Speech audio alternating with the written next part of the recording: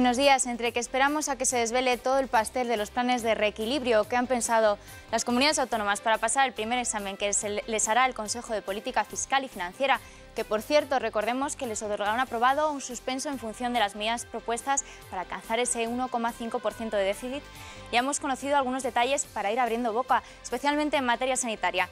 Mientras que en la Comunidad Valenciana se ha decidido privatizar todos los servicios no asistenciales de sus centros sanitarios, en Aragón el debate se centra en la cartera de servicios. Cuestión aparte es Baleares, donde ya se ha anunciado el cierre de 2 hospitales. En Madrid se baraja la posibilidad de compartir habitaciones en los nuevos centros y en Cataluña cobrar 5 euros diarios por estancia hospitalaria. De nuevo habrá que esperar entre conjeturas para saber algo que últimamente hacemos con mucha paciencia, por cierto, los ciudadanos. Aquí comienza Salud Hoy.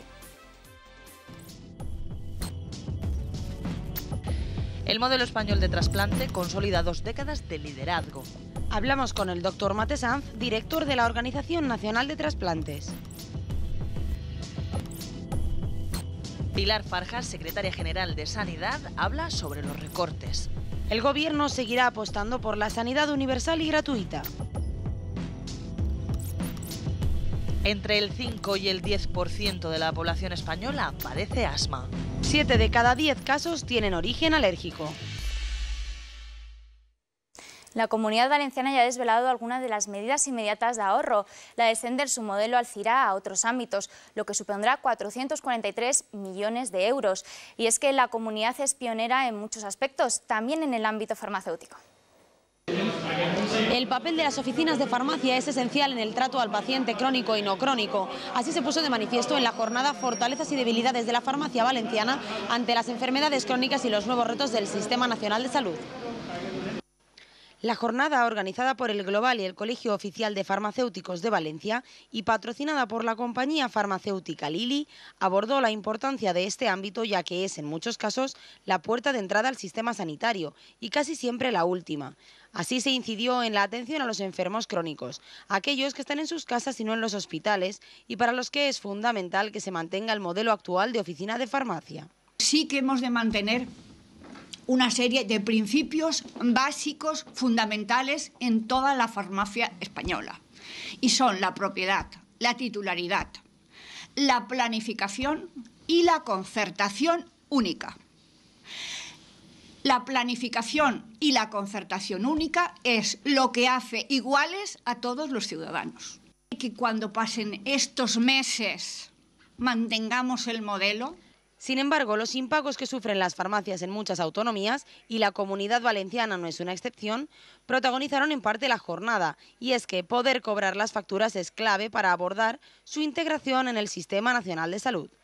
Pero la realidad es realidad, que en paralelo al presupuesto pues está la liquidez, y que es para esta prestación farmacéutica de la Comunidad Valenciana desde hace 10 meses, pues viene siendo real que es insuficiente. Yo, como ha dicho nuestro conseller, trasladarles que en todas las administraciones públicas se están dando problemas de liquidez y ello nos lleva pues, a cambiar los paradigmas actuales para garantizar la prestación de calidad al ciudadano. Además, Lilly aportaba el punto de vista de la industria. La industria farmacéutica se enfrenta al reto del envejecimiento de la población. Y entonces, pues de alguna manera, el poder llegar con medicamentos seguros y eficaces en pacientes que son muy polimedicados, pues tiene dificultades y retos importantes. La industria farmacéutica lo que necesita es fundamentalmente un marco regulador estable. Y recalcaron durante toda la jornada los esfuerzos que han hecho las boticas para que los ciudadanos sigan teniendo acceso a los medicamentos. Y en cuanto al Real Decreto Ley 16/2012, los 3 colegios oficiales de farmacia hicieron las primeras estimaciones de lo que les supondrá la nueva escala: 1,2 millones anuales a las boticas castellonenses, 5 a las alicantinas y algo más a las valencianas. Más cosas. El estudio PIMES sobre infecciones nosocomiales, aquellas que se producen en el hospital, lleva realizándose desde hace más de 20 años en nuestro país. Los últimos datos muestran la cifra más baja desde que comenzó. El estudio sobre infecciones hospitalarias, EPINE 2011, ofrece datos muy positivos este año, ya que el número de infecciones ha disminuido de forma notoria.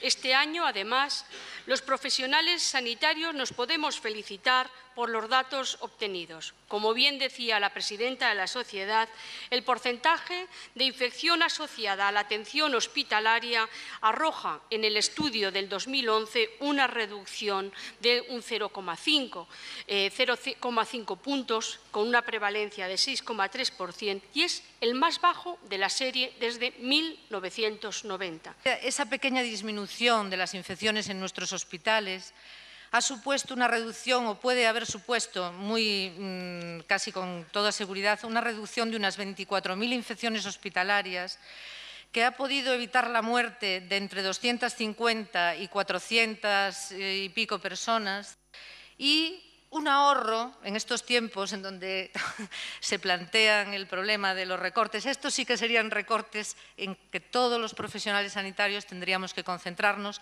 de unos 48 millones de euros en un año. Programas como el de higiene de manos, llevados a cabo por las autoridades sanitarias, han hecho posibles estos resultados. Pero ha habido un estancamiento estos últimos años alrededor del 7%, que es la cifra estándar europea, 7%. No es que en España estemos más por encima, más para abajo. Ahora sí, ahora estamos ya francamente por debajo, como veremos, de las cifras europeas. La media de edad de los ingresos por infecciones hospitalarias se sitúa en 60 años, mientras que el comienzo del estudio estaba en 49. Además, en el servicio en el que más han disminuido las infecciones es en la UCI. Las más habituales son la urinaria y la bronquitis. En cuanto a localizaciones, disminuyen todas, excepto las de órganos, seguramente porque los que contraen estas infecciones son pacientes graves. Habrá que esperar a ver qué recoge el informe en su nueva andadura a nivel europeo. Y en este contexto, la Secretaria General de Sanidad despejó las dudas que han surgido estos días acerca de la atención sanitaria a inmigrantes ilegales. Una cuestión que, por cierto, el País Vasco se marcaba esta semana advirtiendo que la comunidad seguirá dándoles cobertura. Farras comentó además respecto a las medidas planteadas por las comunidades autónomas que el Gobierno seguirá garantizando la atención sanitaria. España, el Sistema Nacional de Salud, ha demostrado, todas las comunidades autónomas, el gran nivel de solidaridad en la atención a todas las personas que están en España. De hecho, el Real Decreto Ley recoge la garantía de asistencia sanitaria ante la necesidad de asistencia urgente, ante la necesidad de asistencia en menores, en embarazadas o en el parto.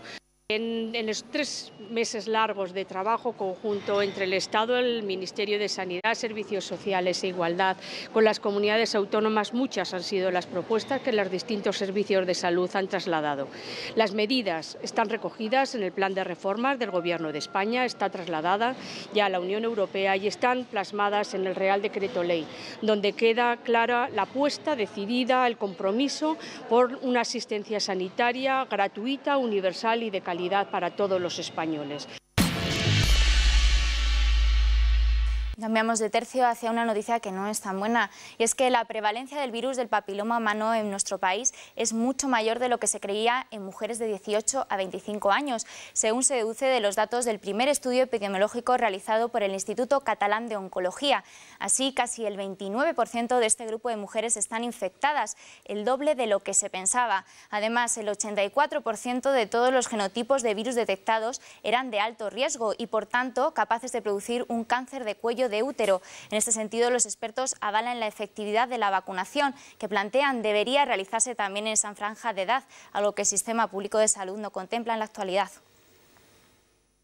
Esta semana se ha celebrado el Día Mundial del Asma, una enfermedad que afecta a 300 millones de personas en el mundo. En este marco, los expertos advierten de que 7 de cada 10 casos de asma tienen origen alérgico, es decir, el desencadenante es un alérgeno capaz de causar la inflamación en los bronquios, con las consecuencias que ello puede tener en la calidad de vida de las personas que la padecen. Se estima que entre el 5 y el 10% de la población española padece asma, unas cifras que han aumentado en los últimos años. Los síntomas de esta enfermedad suelen ir acompañados de alteraciones oculonasales, complicaciones dérmicas o problemas digestivos. Se trata de una patología crónica y con tendencia hereditaria de las vías respiratorias causadas por la inflamación de los bronquios y que se caracteriza por crisis de dificultad respiratoria, opresión torácica, tos y por la presencia de silbidos de pecho. No en vano constituye la primera causa de absentismo escolar y la cuarta de absentismo laboral. En la actualidad el asma no tiene curación, pero con ayuda de los especialistas se puede llevar una vida normal y libre de síntomas. Para ello es necesario que la enfermedad esté bien controlada, no solo desde el punto de vista terapéutico, sino también haciendo que el paciente tome las riendas de su tratamiento. El mensaje para los pacientes es que se puede controlar el asma, así que ¿por qué no hacerlo? Más cosas, las enfermedades mentales graves aún son grandes desconocidas para la población y esto hace que la sociedad tenga creencias erróneas sobre estos pacientes que desembocan en su estigmatización. ¿Conocemos qué es una enfermedad como la esquizofrenia y sus síntomas? Vamos a verlo. Chihuahua, la esquizofrenia. Eso me recuerda a Sigmund Freud y a esta gente. Pues la verdad es que hablamos de ello sin saber muy bien el tema. Pues creo que no, creo que lógicamente pues hacen falta especialistas que sean los que conozcan de temas tan técnicos como ese y como otros muchos. Pues hombre, la sociedad entiendo que sí, pero a lo mejor técnicamente, a lo mejor en profundidad es más complicado. Se conoce un poco, pero no la verdad, en realidad lo que es no lo llegamos a conocer del todo bien. Sí, por supuesto, ese igual que otros muchos, igual que el de tienes determinados retrasos o el de tienes determinadas dificultades, siempre que hablamos de términos médicos pues los utilizamos sin poca propiedad y además se han ampliado, se han incorporado al lenguaje colectivo de una manera lógicamente muy inapropiada. Mientras no tengas el problema en casa sí te enteras bien. Hombre, sí, a lo mejor a las personas que a lo mejor que no conocen profundamente esos términos, pues sí se habla a nivel generalizado. Yo pienso que no se sabe, que se utiliza y ya está. Creo que hace falta más información. Pero luego profundamente luego tiene sus conocimientos técnicos, que esos son los profesionales quien lo sabe mejor. Y además el tema de salud es uno de los que habitualmente pecamos de querer saberlo todo, de creer que lo sabemos todo, cuando la realidad es muy diferente. Sé que es una enfermedad mental que se aproxima a la locura, pero poco más. Yo pienso que no se usan en el contexto que debe de ser o entendiéndose bien lo que significan. Pues según los resultados de la encuesta realizada con el objetivo de conocer las opiniones de la población española sobre las enfermedades mentales graves, la población tiene un gran desconocimiento sobre la sintomatología de la esquizofrenia y el trastorno bipolar, como además veíamos ahora mismo en las imágenes. El sondeo de la Fundación AstraZeneca refleja que la mitad de los encuestados no saben decir ni un solo síntoma característico de las enfermedades y de los que conocen alguno tienden a destacar aspectos negativos, por ejemplo la relación de estas enfermedades con la violencia o las conductas agresivas. Asimismo, el 40% opina que los pacientes y los familiares las desconocen y que una cuarta parte no acude al médico por miedo al rechazo social que producen. Una de las barreras en la recuperación integral de los pacientes es el estigma asociado a la enfermedad mental que existe. Los expertos señalan la necesidad de realizar campañas de información y de formación sobre estas patologías dirigidas a la población general. Como cada semana nos acercamos a ver qué destaca la prensa especializada. José, buenos días. ¿Qué nos cuentas hoy de Gaceta Médica?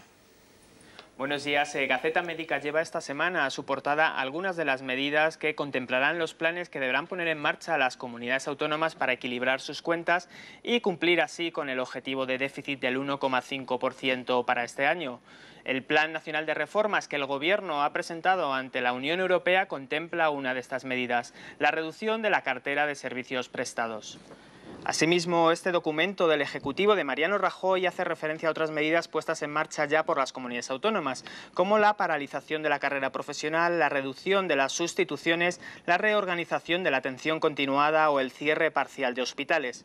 Por otra parte, ya hay regiones como la Comunidad Valenciana que han adelantado en qué consistirá su nuevo modelo sanitario a partir del próximo año 2013. En esta autonomía se extenderá la iniciativa privada en la gestión de los hospitales y la prescripción de los médicos también estará controlada por empresas privadas.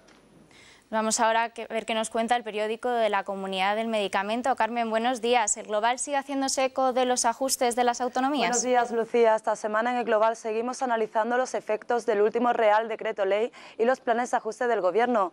En los últimos días son muchas las comunidades autónomas en las que han ido avanzando en planes adicionales de control de gasto y en muchas de ellas la sanidad ha sido la protagonista.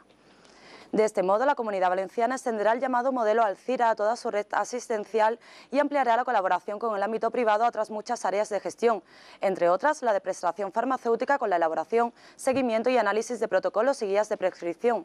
Por otra parte, en Castilla-La Mancha o Baleares se empieza a cobrar el céntimo sanitario con cada litro de gasolina, mientras en Cataluña se sigue abriendo el debate de participación del usuario en el pago de servicios no asistenciales como la hostelería y la manutención en la hospitalización, algo que podría ser visto con buenos ojos desde Galicia, Comunidad Valenciana o Castilla-La Mancha. No obstante, estas no son las únicas medidas ni las más drásticas, ya que Baleares, por ejemplo, ha anunciado ya el cierre de 2 hospitales. Como un perfecto engranaje, así funciona el modelo español de trasplantes que ha hecho que un año más nuestro país haya revalidado su liderazgo en donación de órganos. Los últimos datos sobre trasplantes muestran que el modelo español salva a cerca de 30.000 pacientes de la Unión Europea cada año. Hace unos meses, España batía un nuevo récord de actividad, en concreto en donaciones. Se contabilizaron 1.667 con las que se pudieron realizar 4.218 trasplantes, lo que supone un incremento del 11,8% respecto al año anterior. También se han alcanzado máximos históricos en trasplante renal, hepático y de páncreas. Uno de los aspectos donde más se ha mejorado ha sido en los trasplantes de donante vivo, con un incremento del 30% hasta llegar a los 312. De esta manera se quiere acabar con el estancamiento en la actividad de los últimos años, debida, en cierto modo, a la disminución de los accidentes de tráfico que durante un momento determinado fueron la fuente principal de donantes. En términos generales, las autonomías donde más donaciones se han registrado han sido Andalucía y Cataluña, y en términos relativos a su población encabezan la lista Cantabria, La Rioja y Asturias. El modelo español lleva 2 décadas siendo el referente mundial, pero ¿cuál es el secreto de su éxito? Pues para conocer más acerca de ese mecanismo que constituye la donación de órganos, contamos con el director de la Organización Nacional de Trasplantes, don Rafael Matesanz. Muy buenos días. Hola, buenos días. Usted fundó la organización en 1998. Desde entonces, ¿qué ha cambiado? Bueno, de la década de los 80 ahora la verdad es que hay muy pocas cosas que pervivan. En el fondo lo fundamental sigue ahí, que es que para que haya trasplantes hace falta ese acto de generosidad que supone la donación y hace falta una organización que funcione pues como un reloj. Lo que ha cambiado, bueno, el donante ha cambiado por completo, ya no es la persona joven que fallece en un accidente de moto, que era el prototipo y lo que todavía tiene mucha gente en mente cuando piensa de donante. Hoy es una persona mayor, más de 60, de 70 y hasta de 80 años, que fallece como consecuencia de una hemorragia cerebral. Ha crecido mucho la donación de vivo, que antes era pues muy esporádica y en estos momentos cada vez se da más, tanto en riñón como también en hígado. Han surgido pues toda una serie de trasplantes que antes eran impensables, de cara, de brazos, de pierna, o los trasplantes de células, la terapia celular, o los trasplantes de tejidos. Es decir, si miramos un poco atrás, la verdad es que desde los primeros tiempos en que lo único que se trasplantaba era córnea y riñón, pues hemos pasado a una gama totalmente completa que sirve para salvar muchas vidas de todo tipo de enfermos. Precisamente una donación de la que salgan corazón, pulmón, riñón e hígado gana cerca de 56 años de vida repartidos entre los donantes, ¿no? Entre los diferentes donantes. En definitiva, casi medio siglo se puede decir que se gana a la muerte. Sí, y hoy día probablemente más, porque esos datos provienen de un estudio que se hizo en Estados Unidos hace ya 6 o 7 años, con todos los resultados de los registros de pacientes norteamericanos trasplantados. Como todos los años vamos añadiendo cosas nuevas, se va mejorando en la supervivencia, probablemente hoy día sean bastantes más. Hay que tener en cuenta que no hay nada en medicina ni en cirugía que realmente proporcione tantos años de vida ganados a la muerte como una donación y cuando todos esos órganos se trasplantan a sus respectivos receptores. Yo creo que eso pone en valor lo que significa la donación y el trasplante. No hay duda, por tanto, de que es algo coste efectivo. Es muy coste efectivo. Por ejemplo, el trasplante renal es el único ejemplo en medicina de un tratamiento que es el que proporciona mayor supervivencia, mucho más que la diálisis, mayor calidad de vida, eso no se puede comparar, pero además es mucho más barato. O sea, realmente un trasplante de riñón se amortiza al año siguiente prácticamente con lo que cuesta el tratamiento de diálisis. Yo creo que hay muy pocos ejemplos, por no decir ninguno, en sanidad que ocurra esto. Usted ha comentado en alguna ocasión cuáles son los 3 pilares del éxito de la Organización Nacional de Trasplantes. Ha hablado en alguna ocasión también de esa generosidad de los españoles, de ese mecanismo, engranaje perfecto del que ya hemos comentado, que tiene la propia organización, y también del Sistema Nacional de Salud, ¿no?, de esa gratuidad. ¿Cree que con los ajustes que se están realizando se puede poner en peligro ese liderazgo o que bajemos algo en tema de donación y trasplantes? Yo entiendo que no, porque se trata de un sistema muy sólido, y lo digo por el Sistema Nacional de Salud y por el Sistema Nacional de Trasplantes, ¿no? Realmente en momentos difíciles como este lo que es fundamental es gestionar adecuadamente la escasez y hacer que los recursos de que disponemos se dediquen a las cosas más prioritarias. El Sistema Nacional de Trasplantes tiene una solidez tal que yo entiendo que vamos a aguantar, estamos aguantando muy bien la crisis, las donaciones incluso van creciendo, y realmente el esfuerzo de todos los profesionales sanitarios en este tema hay que ponerlo muy de manifiesto, porque se crecen ante las dificultades. Por ahora vamos bien y yo estoy convencido de que vamos a seguir yendo incluso mejor. ¿Cómo están en la actualidad las listas de espera? Las listas de espera en España se mantienen prácticamente estables desde hace muchos años, lo cual es una situación única en el mundo, porque las listas de espera van creciendo sistemáticamente porque son terapéuticas que son muy efectivas. Tenemos un número de pacientes que están esperando un riñón de aproximadamente 4.500, y el resto, pues el resto de los órganos, hígado, corazón, pulmón, páncreas, vienen a sumar alrededor de unos 1.000, o sea que en total son 5.500. Con una peculiaridad, y es que, por ejemplo, el año pasado, que tuvimos estos máximos históricos que se han dicho anteriormente, conseguimos descender prácticamente casi toda la lista de espera. Esto, como digo, es único en el mundo, no hay ningún país que lo haya logrado. En enero surgió una polémica con el tema de una empresa alemana que captaba en nuestro país donantes de médula ósea. Ahora mismo, ¿cómo está este tema? ¿Está zanjado? Bueno, muy recientemente, la pasada semana, con el Real Decreto que publicado en el Boletín Oficial del Estado, yo creo que se ha puesto perfecto coto a este problema, porque significa que cualquier persona o entidad, para hacer promoción de la donación de células y tejidos en España, va a tener que solicitar autorización a la Organización Nacional de Trasplantes, con lo cual, bueno, pues situaciones un poco kafkianas como esta que vivimos a principio de año, en principio no se deberían volver a repetir. Hace unos días veíamos como una empresa planteaba la posibilidad de que a la hora de donar sangre, pues que se pagara esas donaciones. Con la crisis quizás puedan surgir otras iniciativas de este tipo. ¿Cómo se ve esto desde la Organización Nacional de Trasplantes? Pues se ve fatal, porque realmente todo nuestro sistema de donación y trasplantes se basa en el altruismo. Creo que todos nos sentimos orgullosos de él. Y esto hay que tener las ideas muy claras. Esto funciona porque hay una donación altruista de órganos, tejidos, células y sangre. Realmente es uno de los pilares. Y esto está avalado por la Organización Mundial de la Salud, por todo tipo de organismos internacionales. Si se privatiza una de estas zonas, y realmente lo que se proponía era privatizar la donación de sangre, pues la verdad es que esto representa un ataque muy importante al sistema. Aparte de que tiene muy poco sentido, porque si la pandemia del SIDA no fue mucho más grave de lo que fue en los años 80, fue precisamente porque se había prohibido la compra-venta de sangre, ¿no? ¿Y por qué? Pues porque una persona que tiene, por ejemplo, prácticas de riesgo o que ha padecido determinada enfermedad, si va a sacar un provecho de esa sangre que va a vender, evidentemente no lo dice, y no todo se puede detectar en los análisis. Entonces yo creo que sería un retroceso desde el punto de vista ético, desde luego, desde el punto de vista epidemiológico también, y además desde el punto de vista práctico, porque claro, realmente en estos momentos hay 2,5 millones de personas que hacen donación altruista de sangre en España de forma periódica. Claro, si se le paga a algunos de ellos, pues la pregunta es ¿y por qué los demás no van a pedir que también se les pague? Es decir, estas donaciones no serían además de, serían en vez de, y probablemente también desde el punto de vista económico sería una ruina. Algo que además muchas parejas cuando van a tener un hijo también se plantean una dicotomía de si conservar ese cordón umbilical, que entra también un poco en este tema de pagar o no, o conservar o no conservar el tema de la donación. No, eso es otra cosa.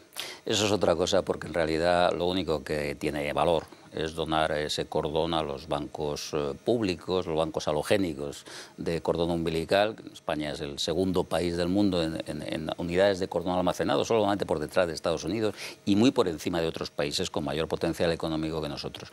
Guardar el cordón para uno mismo tiene una utilidad prácticamente nula. Y esto, bueno, pues cada cual puede hacer lo que quiera, evidentemente guardar células de cordón, o guardar grasa, o guardar dientes, o guardar todas estas cosas se están poniendo de moda en países ricos, evidentemente.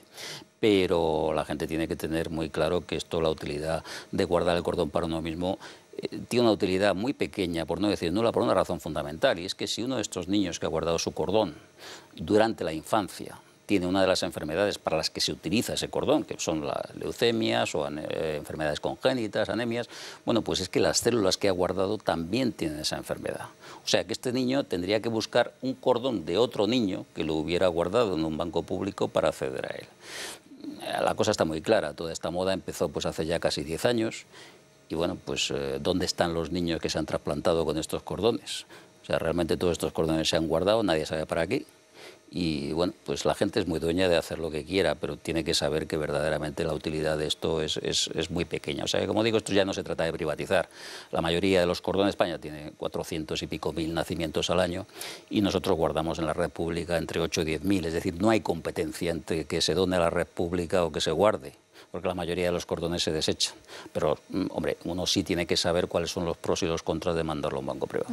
Pero es incidir en que ese sistema altruista garantiza que si en algún momento se necesita pues un órgano, pues que se va a tener, ¿no? Se puede tener. Por supuesto, eso lo garantiza, y en el caso de las células madres sanguíneas, de cordón y médula ósea, bueno, pues es que hay un sistema de solidaridad universal que consta de más de 500.000 de cordones. Nosotros en España aportamos 50.000, es decir, el 10% de todos los cordones que hay en el mundo, y luego 19 millones de donantes de médula. Y cualquier persona que necesite un trasplante de médula o de cordón, de células madres sanguíneas en suma, bueno, pues sabe que puede disponer de esa red internacional y que va a ser para él el donante adecuado, bien sea esté en España, en Australia o en Estados Unidos.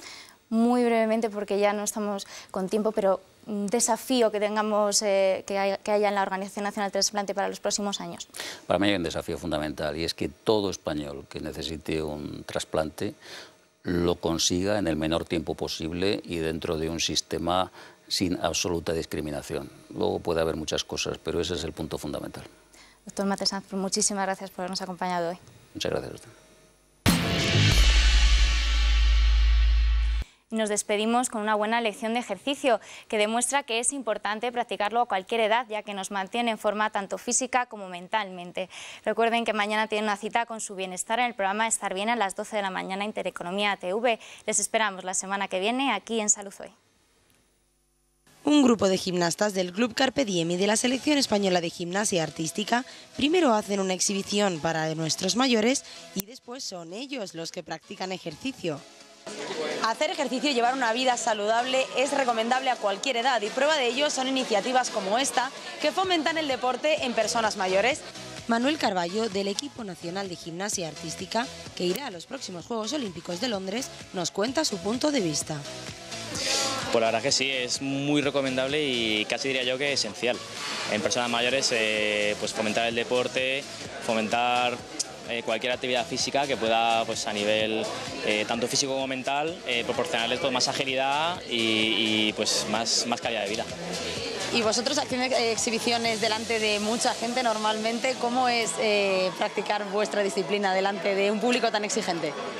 Pues la verdad es que ha sido algo diferente y algo bonito, y sí que era un público exigente. Nos hemos fijado que estaban ahí mirando atentamente y estudiando ahí el movimiento, y la verdad es que ha sido una cosa muy especial. Son bastante críticos. Sí, la verdad que sí, y no tienen pelos en la lengua. Vamos a hablar con Carmen, que forma parte del campeonato de Wii. Carmen, ¿cómo es competir con los compañeros? Muy bonito y muy entretenido. ¿La gente se enfada cuando pierde? No. ¿No? No, lo llevamos bien. No hay competitividad, es más bien compañerismo. Sí, exactamente. Con lo cual decimos que la experiencia del campeonato ha sido buena. Muy bonita, muy buena y muy bonita. ¿Repetiría usted? Sí, desde luego. Esta iniciativa tiene como objetivo promocionar la actividad no solo física, sino también mental de los mayores, y además el encuentro y acercamiento entre generaciones. Está claro que se merecen un aplauso. Yeah.